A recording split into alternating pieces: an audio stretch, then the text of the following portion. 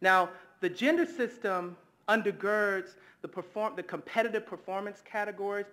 We go to balls and we compete as houses and as individuals, as part of houses, in a variety. I mean, the categories abound. A variety of gender and sexuality, performative identity categories, runway, a lot of fashion categories, and various forms of body presentation, and also they put on little skits. So it's a whole range of performances that are being engaged, But the most important thing is that people compete as houses, and it becomes a kind of unifying practice, even though it can get a little ugly, right? But people compete as houses, and members feel like and are a part of a community. They're part of a kinship unit.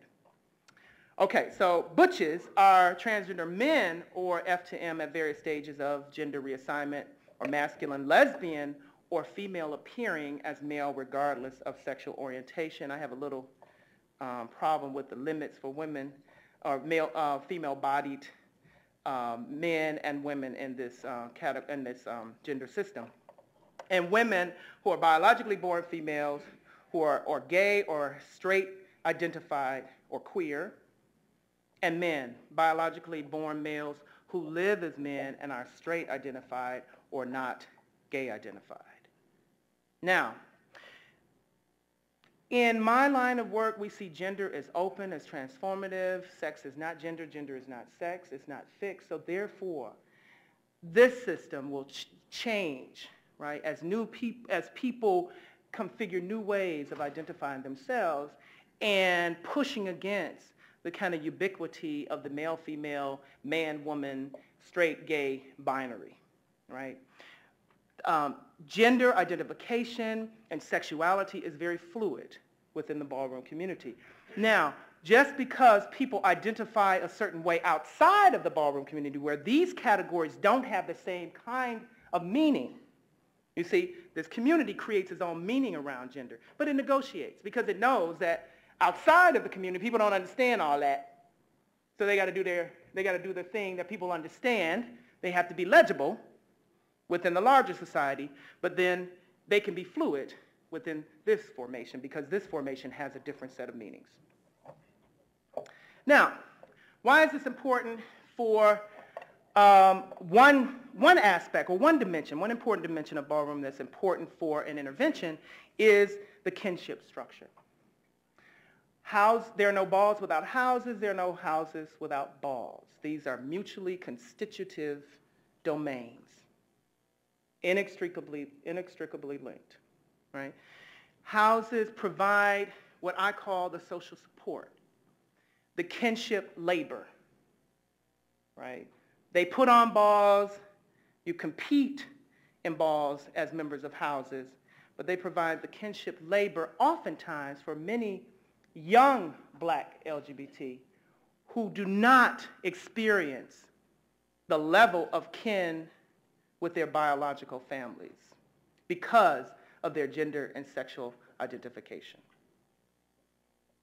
So when I asked that question to Dr. Karenga earlier, this is what I was talking about, that this community, it doesn't always do it right? I'm not trying to construct a panacea here.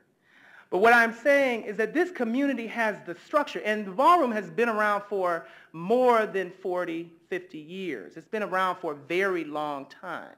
It was around before, how many of you are familiar with Paris is Burning? That was in 1991. Her field work, well, she documented practices from the late 80s. Ballroom had been around for 20 or so years before Paris is Burning, before she came to it, right? So it's been around a long time. So this familial structure, this alternative, if you will, kinship practice, has been around for a very long time and has provided, in some respect, or at least the structure offers the potential, to provide social support and kin labor and love and care, and even critique for these members of this community who either have been totally excluded from their bio families, or their bio families don't understand or can't deal with, their sexuality. Just like Dr. Wyatt said, don't give people too much that they can handle. Don't bring rejection to you. Create alternative ways to get what you need. Did I say it right? So, the interesting thing about the way in which members of the ballroom community and the house structure redefines kin labor from parenting is that different bodies do the kin labor. So butch queens are mostly mothers, and butch queens are what? Most mothers are butch queens, and butch queens are black gay men. Butch queens can also be fathers, right?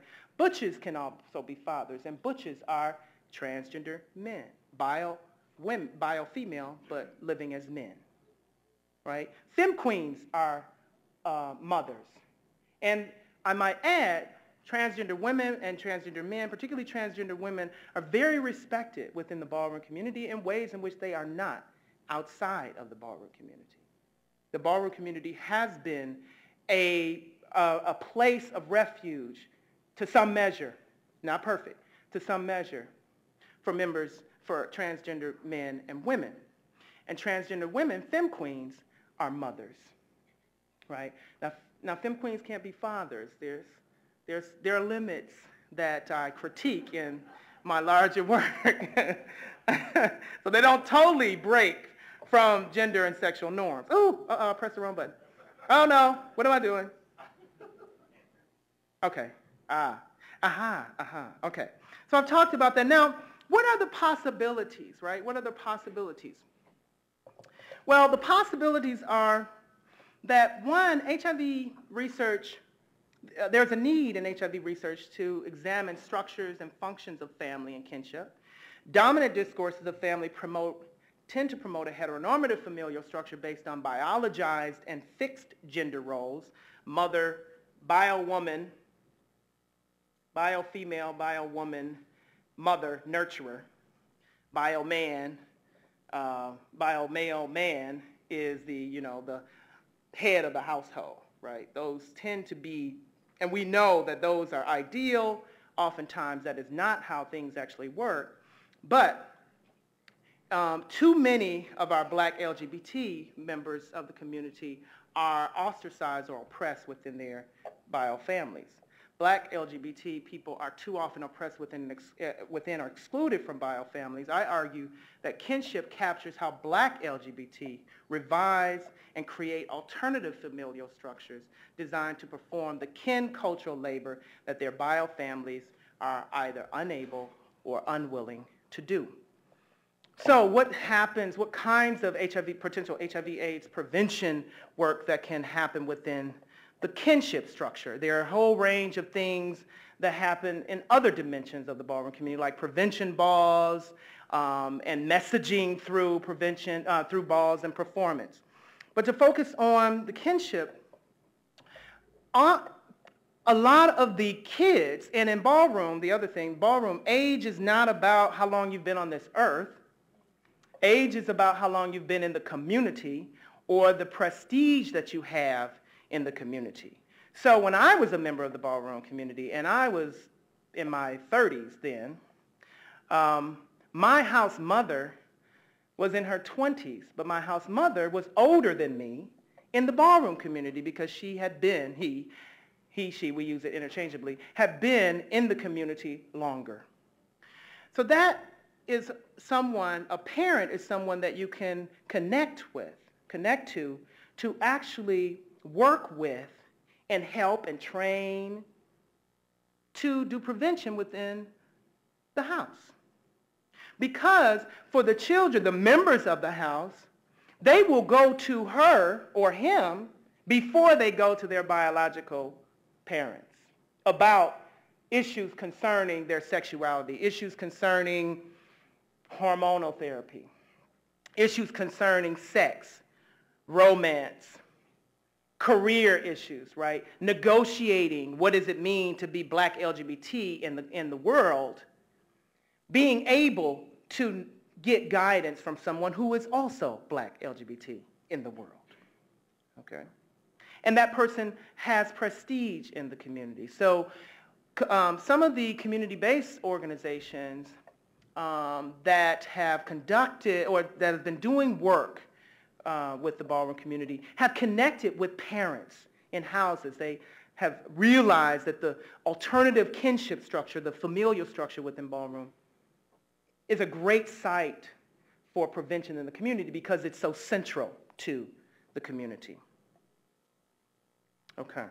And also, I want to speak to the way in which the ballroom community provides emotional support.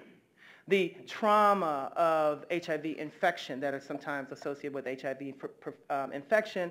In my ethnography, I talk about extensively the way two siblings in the ballroom community, and siblings oftentimes within the house, is defined by when you all came into the ballroom community together, if you walk the same categories, if both of you walk schoolboy realness or schoolboy realness or executive realness, and you are able to talk to your kin, who is also a member of the community, about things that you wouldn't talk to your biological siblings about.